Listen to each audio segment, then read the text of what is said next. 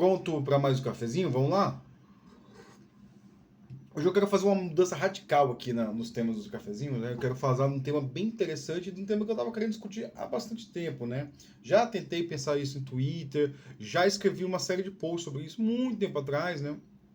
Mas hoje eu quero falar um pouco do como funciona o cérebro do desenvolvedor, né? Como que a gente estrutura o nosso pensamento na hora de tentar desenvolver código novo, tentar desenvolver bug, né? E hoje eu vou falar de escrita de código mesmo. Então, assim, como é que o desenvolvedor. E assim, a sua resposta é radicalmente diferente de qualquer outra resposta. Já dou esse aviso. Pode ser que a sua resposta seja similar se você tem um background parecido, né? Aí deixa-me explicar aí o que é background, né? Tipo, se eu sou um engenheiro de computação, né? Mas a minha formação é muito baixo nível, né? Tipo, eu fiz uma engenharia que eu ia lá no hardware, eu desenvolvi muito código assembly, né?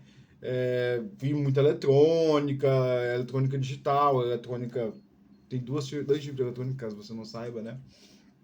Então, assim, a minha formação é um pouco diferente dos devs, tipo, porque era um tipo de dev que eu acabei indo para outro ramo, né? Mas se você vê, tipo, conheci pessoas que vêm da matemática, da física, e eles acabam pensando de forma diferente, né? E assim, a minha forma de estruturar o meu pensamento é um pouco mais parecido com. Não sei se ele vai parecer com matemático, mas assim, eu trabalho o meu código como se fosse uma equação matemática, um problema de física, para ser mais sincero, né? E aí, como é que se resolve um problema de física, né? Vamos ali, se você não lembra como é que se resolve, você tem lá assim, o cara descreve uma situação, naquela situação você tem algumas informações ali básicas, então a primeira coisa que você tem que ir quais são as informações básicas? As informações básicas é assim, o objeto está em movimento, a velocidade é tal e eu preciso encontrar tal coisa. É assim, quando você vai trabalhar um problema físico, aí você tem duas, três informações ali básicas, né? E depois disso você vai tratar quais são as leis da física que se aplica ali, desenvolver umas equações até chegar no resultado que você deseja ali, né? Isso é muito a física do segundo grau, né? A física da universidade é descrever movimentos, né? Tipo, qual vai ser a equação do movimento tal, como é que se comporta tal, dado, tipo, é um pouquinho mais complexa a física um pouquinho não, é muito mais complexa. Mas assim, como é que eu uso isso em computação? Quando eu pego um problema, a primeira coisa que eu vou olhar é quais são as fontes de dados, né? Onde estão meus dados? Onde estão meus dados? Depois eu vou tentar resolver assim, tipo, como eu leio esses dados, como eu carrego esses dados no programa. E aí, assim, eu faço a solução mais burra a princípio, né? Depois eu vou procurar otimizar. Então, assim, toda vez que eu vou resolver, eu faço a solução mais burra a princípio, que é eu carrego os meus dados na memória, e aí eu vejo assim, quais são as informações que eu tenho e como que eu junto elas para encontrar o resultado esperado, né? Então, por exemplo, eu preciso calcular um valor lá. Eu tenho que ler um valor no banco, um valor no outro, juntar eles e calcular um input e mandar uma mensagem. Tipo, é basicamente isso. Então, aí depois eu começo a estruturar esse dado. Como é que eu preciso trabalhar o dado que eu recebi para processar ele? Preciso. Então aí eu começo a processar esse dado. Depois, chegou num ponto que assim, eu tenho meu dado pronto para enviar. Só aí eu vou ver como é que eu faço para enviar esse dado. Então, por exemplo, se eu tiver lá um cara que está lendo dados de duas fontes de dados e vai enviar para uma terceira fonte, eu não conheço nada. Primeiro eu vou estudar uma fonte, carregar ela na memória, depois eu vou estudar outra fonte, carregar ela na memória, depois eu vou analisar o dado que eu tenho, tratar o processamento desse dado para depois estudar a forma que eu envio esse dado. Então, assim, o meu pensamento ele acaba sendo muito estruturado a resolver esses pequenos desafios, né? E é interessante que, assim, eu acho trabalhar com computação algo prazeroso porque a gente entra num ciclo de recompensa muito curto, né? Então, assim, por exemplo, você para e pensa em engenheiro comum. Engenheiro comum ele tem anos de projeto, às vezes anos mesmo, tipo, um engenheiro civil demora 2, 3 anos no projeto, né? Para chegar e ver a recompensa. Pô, que tá aqui, ó, entrei no prédio, né? O engenheiro de computação não, ele sempre tem ciclos pequenos de recompensa, né? Então, assim, desafio e recompensa, desafio e recompensa, desafio e recompensa. Ah, eu tenho que ler aquela informação. Poxa, eu consegui ler, é um ciclo de recompensa. Tipo, tô feliz aqui. Sucesso, né? Depois, tem que ler essa outra informação, tem que processar essa informação. Quando conseguir resultado, cara, legal. Então, assim, tipo, é assim que eu estruturo a minha forma de raciocinar, né? Então, se eu fosse tentar reduzir isso numa frase, eu ia dizer assim, que computação é a arte de transformar o dado, né? Então, eu tenho um dado em algum lugar, seja ele o mundo real, ele pode estar no mundo real, né? E aí, tipo, cara, mas transformar dado no mundo real, isso é um problema computacional? É sim, cara. Na minha graduação, eu vi muito microcontrolador, né? Desculpa, microprocessador que a gente tem nos computadores. O microcontrolador é o cara que ele vai receber, ele vai atuar muito com sensores e atuadores, né? Então, tipo, eu tenho aqui um sensor de temperatura, eu vou ligar uma lâmpada. Fiz um projeto desse numa disciplina lá na graduação que era para a gente ter uma temperatura controlada. Tipo, eu tenho uma temperatura controlada. Se eu ligo a lâmpada de incandescente, aquilo vai emitir calor, né? Então, se eu reduzo aquela lâmpada incandescente, vai reduzir menos calor. E aí você controlava isso através da entrada da temperatura. Então, assim, é um problema computacional. E aí é como você transforma dados e como você controla. E eu aplicava todo esse modo de pensar, né? Outra coisa que me ajuda muito na minha forma de desenvolver é não confiar. Não confiar. Isso me volta muito a uma reunião que eu tive na sexta lá, que eu não sei se eu falei no começo do vídeo, porque comecei a gravar e parei por um motivo específico e depois eu recomecei. Então, mas sexta-feira eu tive uma reunião de benchmark, de ideias sobre um código, né?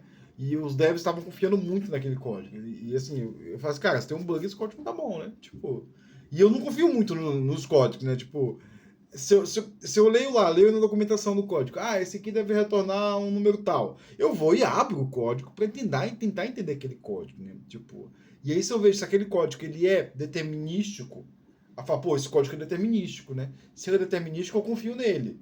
Se ele não é determinístico, tipo, e aí talvez você não saiba por que é um código determinístico. Determinístico é quando assim, você sempre sabe que dada aquela entrada vai ser sempre aquela saída, né? E o que não é determinístico? Tipo, dada aquela entrada, pode ter aquela saída, mas pode não ter aquela saída. E aí, quando é que você tem um código determinístico? Você tem, você tem valores aleatórios envolvidos, ou quando você tem muitas variáveis de erro. Por exemplo, se eu estou ali só processando algumas informações na memória, eu não vou ter muita variável de erro. Agora, se eu estou lendo o arquivo, enviando dados pela rede, eu vou ter muita probabilidade de erro. E aí o dado se torna determinístico. Assim. Eu sei que eu vou pegar o usuário 5 da base de dados. Mas, cara, e se aquele usuário não retornar? Ou e se aquele usuário tiver sido removido? Ou, tipo, você vai levantando essas hipóteses, né? E aí você fala assim, mas assim, eu não quero levantar as hipóteses, eu sei que aquele usuário tá lá. Beleza, cara. Mas aí vai acontecer que pode, por algum motivo esquisito na execução durante a execução do seu código, aquele usuário não tá lá, né? Ou assim, uma outra coisa que eu sempre faço, né? Eu escrevo o código, eu penso assim, quais são as condições de contorno nesse código? Tipo, eu tô aqui, vamos fazer uma conta aqui, tipo, eu tô aqui escrevendo uma funçãozinha matemática, e aí eu sei assim, eu sei quais são os problemas que dá na função matemática. Tipo, eu não posso dividir nada por zero. Pô, se eu tentar botar um cara ali que chega na divisão por zero aqui, vai dar problema? Vai dar problema. Então testa aquela condição de contorno, vê como é que eles se comportam. Ou eu estou aqui escrevendo uma função que ele recebe alguns parâmetros. Insere um nulo ali. Insere um valor negativo ali naquela conta. E aí vai tentando, você vai tentando as condições de contorno. Tentando as condições de contorno, você vê a resiliência do seu código, né? Então, assim, tem um termo que eu não sei se ele é definido assim, que eu uso ele dessa forma, que é a programação defensiva, né? O programador está sempre se defendendo de possíveis ameaças. Eu acho que isso é usado em segurança, né? Mas eu acabo defendendo mesmo em relação a bugs, né? Porque uma coisa que a gente... Aí a mentalidade do programador que chega a ser, assim, para alguém mais sênior é imaturo, né? Que você culpar o usuário, né? Porque, o usuário não poderia ter colocado zero aqui. Ele não poderia ter deixado o campo vazio. Cara, cada um pensa da forma que pensa, tipo. E se o cara colocou um campo vazio ali, talvez ele não tenha percebido que aquele campo tinha que ser preenchido, ou talvez na tela dele teria um incorreto. Então, assim, tem uma série de fatores que vai levar o usuário a estressar o seu código, né? E você tem que ser defensivo em relação a isso. A gente tem que começar a dar um passo atrás e refletir no nosso código e pensar assim, ó, o que eu posso fazer para esse código ser mais robusto, né? E uma das coisas que assim, eu vejo muito no meu código, nos códigos que eu entrego, é que poucas vezes eles voltam com bugs, né? Ou quando voltam são bugs muito complicados que assim vão demorar muito tempo para entender. Ou o que acontece a maioria das vezes, né? Esse assim, de 2 meses eu falo assim, caramba, implementei aquela funcionalidade, mas se acontecer tal coisa vai dar pau. E aí eu fico assim, putz, vai dar pau, vai dar pau, vai dar pau. Só que, pô, ninguém reclamou até agora, né? E aí, 3, 4, 5 meses depois, alguém abre o bug, ó, aconteceu. Aí eu faço, deixa eu fazer um teste aqui. Aí eu testo, né? Obviamente eu não testo antes, eu não quero antecipar, né? E aí eu testo assim, realmente deu pau. Mas observa que demorou 5 meses para acontecer o problema, né? E. Ou uma vez aconteceu um negócio que foi muito interessante, né? A gente fez uma solução de um problema que era, a gente estava sob muito estresse. A gente fez uma solução rápida. Ah, não, então vamos fazer essa solução. Testou, funcionou perfeitamente, né? E aí a gente começou a contornar problemas depois, né? Porque assim, era um problema muito sério e eu precisava contornar aquele problema de uma forma mais rápida possível. E, ah, não, mas teve um outro problema aqui, teve outro problema aqui, teve outro problema aqui. E aí tem uma hora que eu parei, eu cheguei, tava todo a nível de gerência para cima envolvido nesse bug. Eu falei assim, ó, calma aí que eu tenho que parar e analisar esse cara, eu preciso me fechar. E aí me fechei, comecei a analisar a lógica, fazer assim, fazer um traçado, tipo, debug mental, assim, ó, se eu receber tal informação, se eu tiver tal informação, o que acontece, o que acontece. E aí, tipo, fez essa lógica complexa, né? E aí, se você quiser entender um pouco mais, procura meus vídeos de design de código, eu falo muito sobre elevar, criar abstrações. E aí eu criei essa lógica complexa, eu vi realmente, putz, dada essa condição, se acontecer isso, vai dar um pau muito grande. E era o pau, exatamente o que estava acontecendo. E aí eu levantei essa hipótese, provei, aí deu um fix temporário para os caras, falei, ó, roda esse fix aqui, vê se acontece tal coisa, né? E aí aconteceu. Eu falei, caramba, peguei esse bug. E era um bug que demorou muitos meses para ser descoberto. Assim. Muitas pessoas passaram pelo aquele código e não viram. Então, assim, a gente tem uma forma de pensar estruturada muito útil em computação. E observa que eu uso o termo computação, não uso programação, né? Isso é proposital. Programação, ele é um subconjunto da computação, né? Então aqui eu estou trabalhando bem aberto, né?